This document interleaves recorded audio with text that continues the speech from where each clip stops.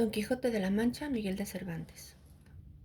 Edición del cuarto centenario, Real Academia Española, Asociación de Academias de la Lengua Española. Capítulo segundo, que trata de la primera salida que de su tierra hizo el ingenioso Don Quijote. Hechas pues estas prevenciones, no quiso aguardar más tiempo a poner en efecto su pensamiento, apretándole a ello la falta que él pensaba que hacía en el mundo su tardanza, según eran los agravios que pensaba deshacer, tuertos que enderezar, sin razones que enmendar y abusos que mejorar y deudas que satisfacer. Y así, sin dar parte a persona alguna de su intención y sin que nadie le viese, una mañana antes del día que era uno de los calurosos del mes de julio, se armó de todas sus armas, subió sobre Rocinante, puesta su mal compuesta celada, embrazó su adarga, tomó su lanza y por la puerta falsa de un corral salió al campo, con grandísimo contento y alborozo de ver con cuánta facilidad había dado principio a su buen deseo. Mas apenas se vio en el campo cuando le asaltó un pensamiento terrible y tal que por poco le hiciera dejar la comenzada empresa, y fue que le vino a la memoria que no era un armado caballero, y que conforme a ley de caballería ni podía ni debía tomar armas con ningún caballero, y puesto que lo fuera, había de llevar armas blancas como noble caballero, sin empresa en el escudo, hasta que por su esfuerzo la ganase. Estos pensamientos le hicieron titubear en su propósito, mas pudiendo más su locura que otra razón alguna, propuso de hacerse armar caballero del primero que topase, a imitación de otros muchos que así lo hicieron, según él había leído en los libros que tal le tenían. En lo de las armas blancas pensaba limpiarlas de manera, entendiendo lugar que lo fuesen, más que un armiño, y con esto se quietó. Y prosiguió su camino sin llevar otro aquel que su caballo querría, creyendo que en aquello consistía la fuerza de las aventuras. Yendo pues caminando nuestro flamante aventurero, iba hablando consigo mismo y diciendo: ¿quién duda que en los venideros tiempos, cuando salga a luz la verdadera historia de mis famosos hechos, que el sabio que los escribiere no ponga, cuando llegue a contar esta mi primera salida de mañana de esta manera?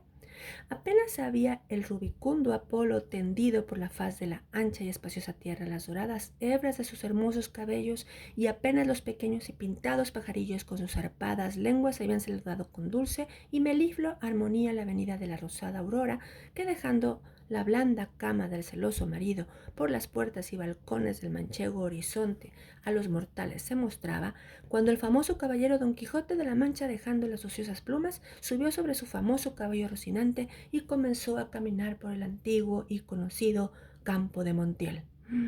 Y era la verdad que por él caminaba, y añadió diciendo: dichosa edad y siglo dichoso aquel donde saldrán a la luz las famosas hazañas mías, dignas de entallarse en bronces, esculpirse en mármoles y pintarse en tablas para memoria en lo futuro. Oh tú, sabio encantador, quien quiera que seas, a quien ha de tocar el ser coronista de esta peregrina historia, ruégote que no te olvides de mi buen Rocinante, compañero eterno mío en todos mis caminos y carreras.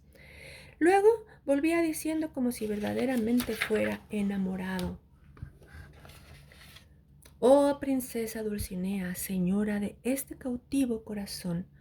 mucho agravio me habedes fecho en despedirme y reprocharme con el riguroso afincamiento de mandarme no parecer ante la vuestra fermosura. Plegaos, señora, de membraros de este vuestro sujeto corazón que tantas cuitas por vuestro amor padece. Con estos iba ensartando otros disparates, todos al modo de lo que sus libros le habían enseñado, imitando en cuanto podía su lenguaje. Con esto caminaba tan despacio y el sol entraba tan apriesa y con tanto ardor que fuera bastante derretirle los sesos si alguno estuviera. Casi todo aquel día caminó sin acontecerle cosa que de contar fuese, de lo cual se desesperaba, porque quisiera topar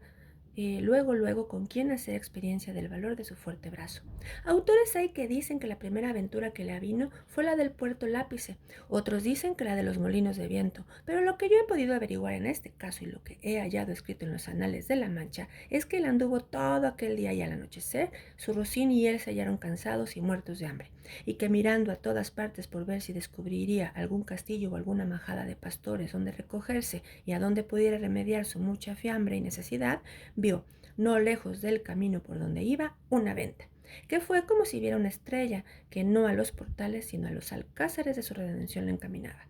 Dióse priesa a caminar y llegó a ella a tiempo que anochecía. Estaban acaso a la puerta dos mujeres mozas, de estas que llaman del partido, las cuales iban a Sevilla con unos arrieros que en la venta aquella noche acertaron a hacer jornada, y como nuestro aventurero todo cuanto pensaba, veía o imaginaba, le parecía ser hecho y pasar al modo de lo que había leído, luego que vio la venta se le presentó que era un castillo con sus 4 torres y chapiteles, de luciente plata, sin faltarle su puente levadizo y honda cava, con todos aquellos adherentes que semejantes castillos se pintan.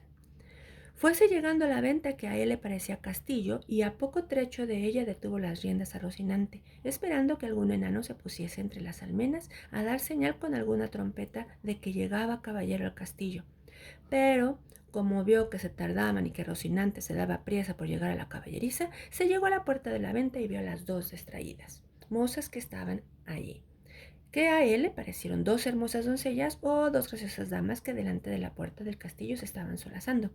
En esto sucedió acaso que un porquero que andaba recogiendo de unos rastrojos una manada de puercos, que sin perdón así se llaman, tocó un cuerno, a cuya señal ellos se recogen, y al instante se le presentó a Don Quijote lo que deseaba, que era que algún enano hacía señal de su venida, y así, con extraño contento, llegó a la venta y a las damas, las cuales, como vieron venir un hombre de aquella suerte armado y con lanza y adarga, llenas de miedo se iban a entrar en la venta. Pero Don Quijote, coligiendo por su huida su miedo, alzándose la visera del papelón y descubriendo su seco y polvoroso rostro con gentil talante y voz reposada, les dijo: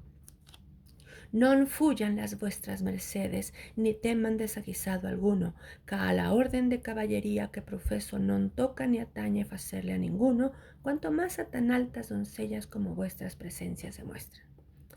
Mirábanle las mozas y andaban con los ojos buscándole el rostro, que la mala visera le encubría, mas como se oyeron llamar doncellas, cosa tan fuera de su profesión, no pudieron tener la risa, y fue de manera que Don Quijote vino a correrse y a decirles: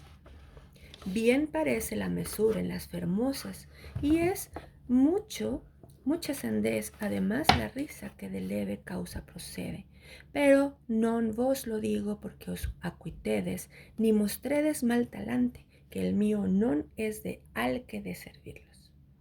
El lenguaje no entendido de las señoras y el mal talle de nuestro caballero acrecentaba en ellas la risa y en él el enojo, y pasara muy adelante si a aquel punto no saliera el ventero, hombre que por ser muy gordo era muy pacífico, el cual, viendo aquella figura contrahecha, armada de armas tan desiguales como eran la brida, lanza, adarga y coselete, no estuvo en nada en acompañar a las doncellas en las muestras de su contento, mas en efecto, temiendo la máquina de aquellos pertrechos, determinó de hablarle comedidamente, y así le dijo: si vuestra merced, señor caballero, busca posada, amén del hecho, porque en esta venta no hay ninguno, todo lo demás se hallará en ella en mucha abundancia. Viendo Don Quijote la humildad del alcaide de la fortaleza, que tal le pareció a él el ventero y la venta, respondió: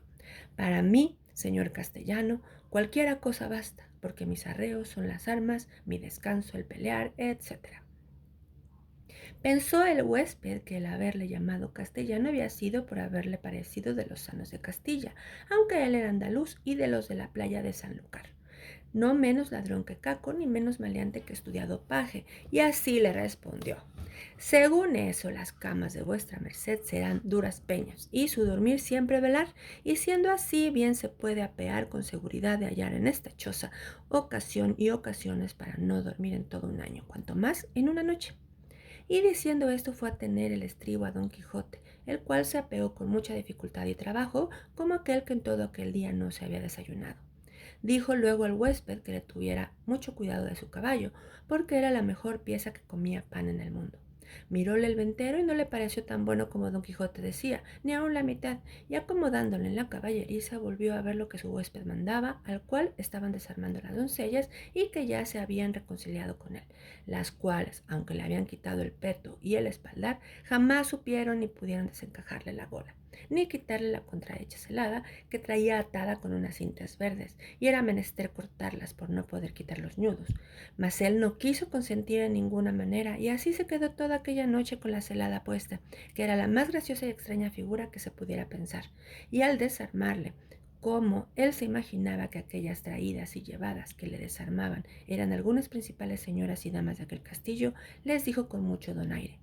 Nunca fuera caballero de damas tan bien servido como fuera Don Quijote cuando de su aldea vino. Doncellas curaban de él, princesas del su Rocino. O Rocinante, que este es el nombre, señoras mías, de mi caballo, y Don Quijote de la Mancha, el mío, que puesto que no quisiera descubrirme, basta que las fazañas fechas en vuestro servicio y pro me descubrieran la fuerza de acomodar al propósito presente este romance viejo de Lanzarote, ha sido causa que sepáis mi nombre antes de toda sazón, pero tiempo vendrá en que las vuestras señorías me manden y yo obedezca, y el valor de mi brazo descubra el deseo que tengo de serviros. Las mozas, que no estaban hechas a oír semejantes retóricas, no respondían palabra, solo le preguntaron si quería comer alguna cosa. Cualquiera llantaría yo, respondió Don Quijote, porque a lo que entiendo me haría mucho el caso. A dicha acertó a ser viernes aquel día, y no había en toda la venta sino unas raciones de un pescado que en Castilla llaman abadejo, y en Andalucía bacalao, en otras partes curadillo y en otras truchuela. Preguntáronle si por ventura comería su merced truchuela, que no había otro pescado que darle de comer. Como haya muchas truchuelas, respondió Quijote, podrán servir de una trucha, porque eso se me da, que me den 8 reales en sencillos, que en una pieza de a 8. Cuánto más que podría ser que fuesen esas truchuelas, como la ternera, que es mejor que la vaca, y el cabrito que el cabrón, pero sea lo que fuere, venga luego, que el trabajo y peso de las armas no se puede llevar sin el gobierno de las tripas. Pusiéronle en la mesa a la puerta de la venta por el fresco y trújole el huésped una porción del mal remojado y peor cocido bacalao y un pan tan negro y muriento como sus armas. Pero era materia de grande risa verle comer, porque como tenía puesta la celada y alzada la visera, no podía poner nada en la boca con sus manos si otro no se lo daba, y ponía, y así una de aquellas señoras servía de este menester. Mas al darle de beber no fue posible, ni lo fuera si el ventero no horadara una caña, y puesto un cabo en la boca por el otro, le iba echando el vino, y todo esto lo recibía en paciencia, a trueco de no romper las cintas de la celada. Estando en esto, llegó acaso a la venta un castrador de puercos, y así como llegó, sonó su silbato de cañas 4 o 5 veces, con lo cual acabó de confirmar Don Quijote que estaba en algún famoso castillo, y que le servían con música, y que el abadejo eran truchas, el pan candeal y las rameras damas, y el vertero castellano del castillo, y con esto daba por bien empleada su determinación y salida, mas lo que más le fatigaba era el no verse armado caballero, por parecerle que no se podría poner legítimamente en aventura alguna sin recibir la orden de caballería.